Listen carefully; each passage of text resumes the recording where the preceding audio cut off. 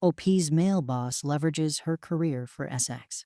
I've 31F been in my new department for just over a month. My direct supervisor, Levy fake name of course 39M, took an immediate interest in me and started coaching me on how to excel in the business world.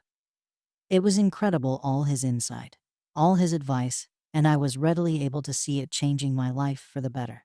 He asked me to work weekend overtime with him after the first week, and of course I was eager to oblige. That Saturday was when he first started explicitly talking about his former sexual experiences. He was very chill about it, and I wanted to be chill too, so I participated. After that day, he kept suggesting we drink some brews together at my place. I finally conceded and invited him over, where we talked about work and, yep, more SX. Well, fam, you all guessed it. He came over, drank beer, told me to stand up and turn around, told me how incredible I look and how I'm a Ferrari and just need the right driver in the seat, etc. Fortunately, somehow, he left before texting me, asking me to test drive the Ferrari.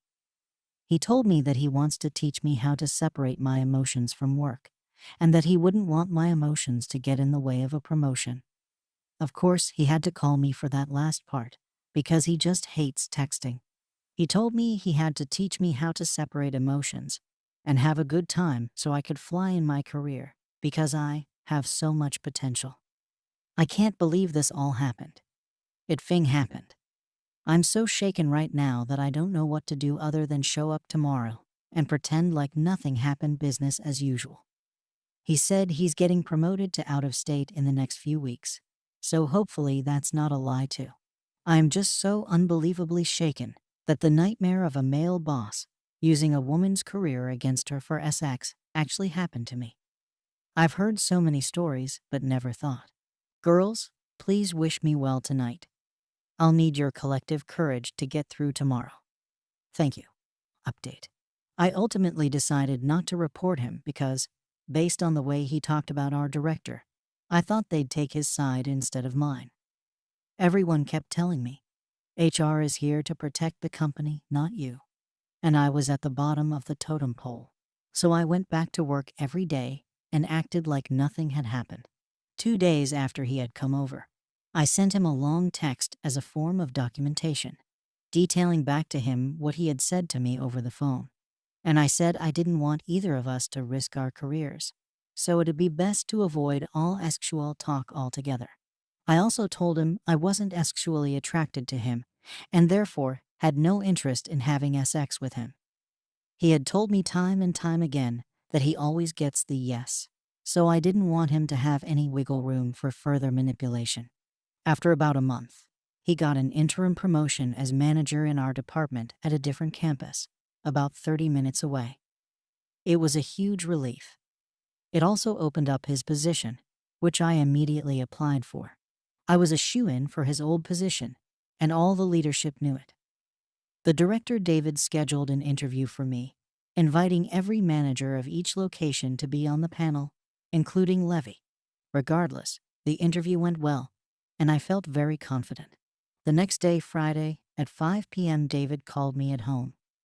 He added my manager Linda to the call and then said, "There's no easy way to ask this, but I got an anonymous tip. Have you ever been in any form of relationship with Levy?" I was shocked. I hadn't told a soul, which meant Levy did. I figured the cat was out of the bag, and I had done nothing wrong, so I ended up telling David and Linda everything. They were both shocked and disgusted. Linda was so angry that she couldn't speak. David was so disgusted that he said he wanted to take a shower. I felt so much validation, and it was so completely unexpected. David ended up telling me the anonymous tip was very close to my story, but had some key differences. Apparently, the person who made the tip made it against me, claiming that I was sleeping with Levy to get promoted. I'm still disgusted by that. David asked me to write him an email detailing what I said over the phone, including attachments of all my documentation, screenshots of texts, etc., and he would take it to HR. The investigation started pretty swiftly. The next Wednesday, the HR investigator called to interview me, and spent an hour and 15 minutes on the phone with me. He said the absence of witnesses was unfortunate, but that my documentation was solid. While waiting for HR to complete the investigation, David was incredibly supportive. I couldn't believe it. His character was completely different from how Levy had described him, which of course now makes sense. David assured me that he never went against HR's recommendation, so he was going to wait for the investigation to be completed about a week, then follow up with me.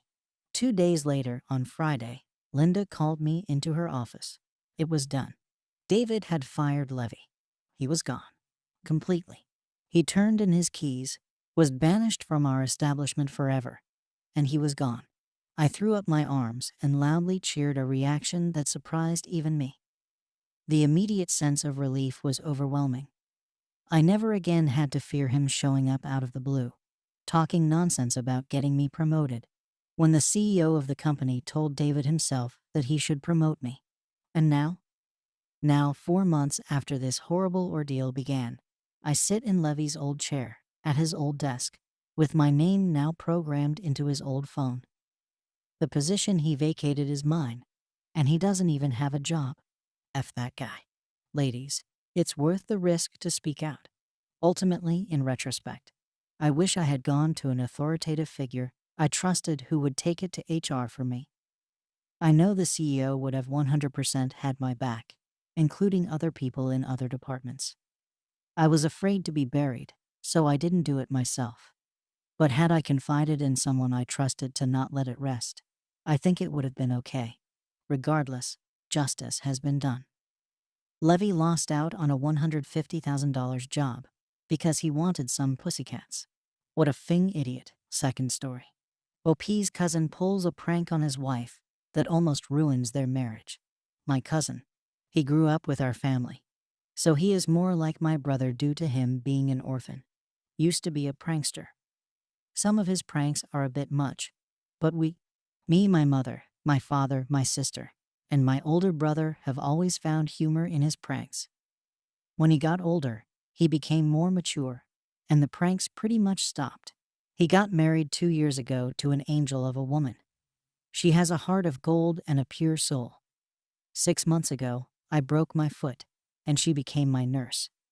I didn't ask for any help, but she came to my house the day the hospital discharged me and ordered me to eat and watch Netflix while she took care of me and the house.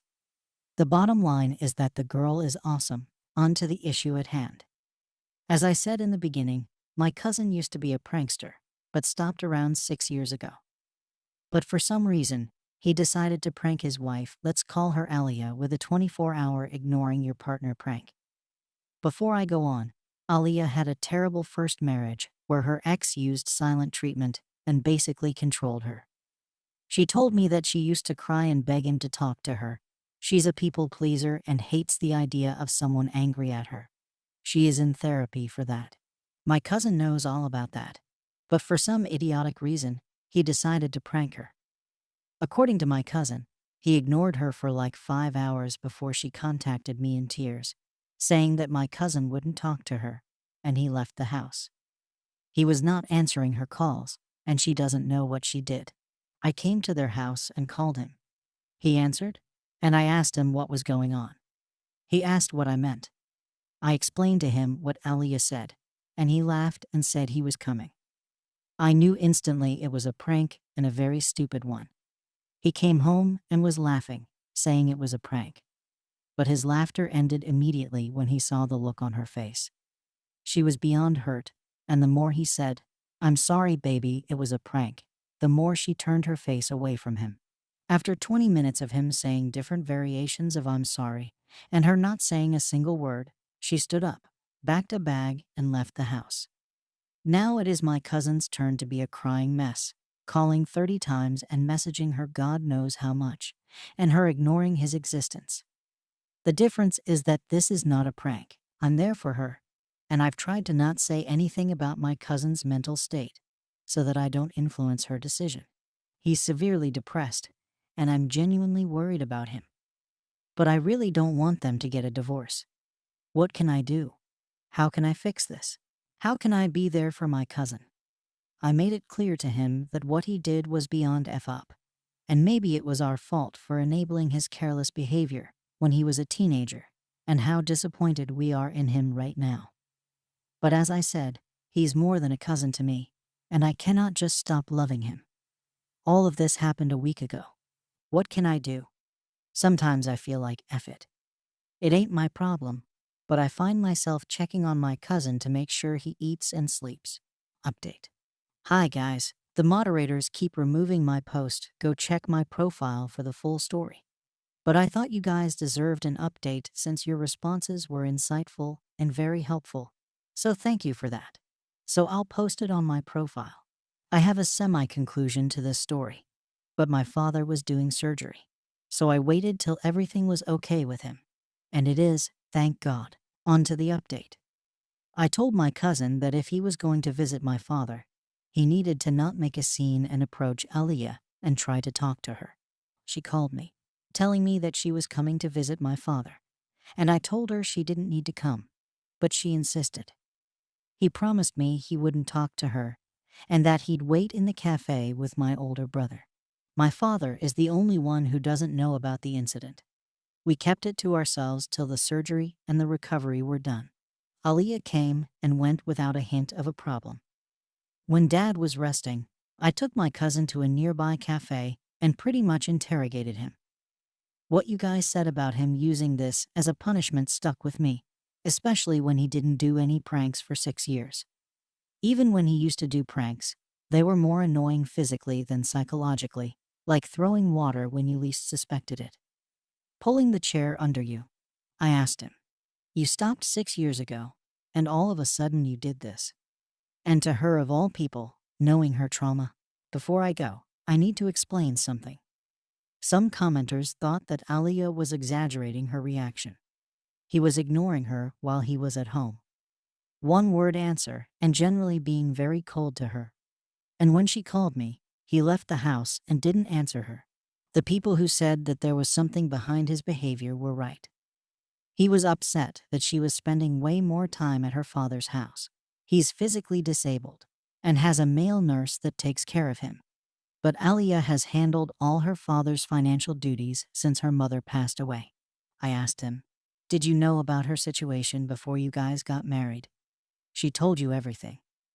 "Hell, I told you everything. I was the one introducing her to him." He said, "I know.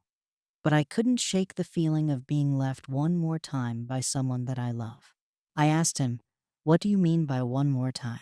He lowered his head and said in a voice almost ashamed, "I always felt that Mama," he calls my mother Mama, "preferred you guys, me and my siblings, over me."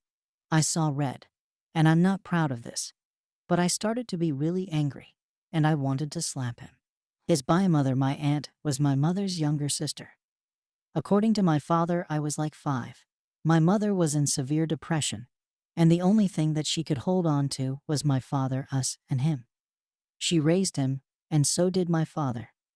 I didn't know he wasn't my biological brother, but my cousin at the age of 16, for God's sake.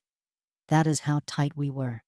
And for him to say that devastated me and filled me with anger I didn't know I had. I was so close to slapping him when I saw he was crying really hard. He said, "I know it sounds crazy, and I'm sorry, but this is how I felt all my life." I didn't say anything. I just stood up and said, "You are going to therapy, and if you refuse, then lose my number." He just nodded and asked, "What about AmITheA?" I said, "You'll leave her alone, and whatever she decides, you'll go along with it." He nodded again while crying. We went back to my father's room, and I left the hospital. I'm angry and heartbroken. I don't know what it's like to be an orphan, so I'll never pretend to understand him. But I swear to the Lord Almighty, we did everything so that he'd never feel left out. What shall I do now?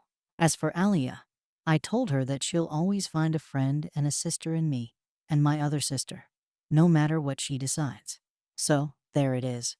I'm more confused than before. Tell me, what would you do? Final update.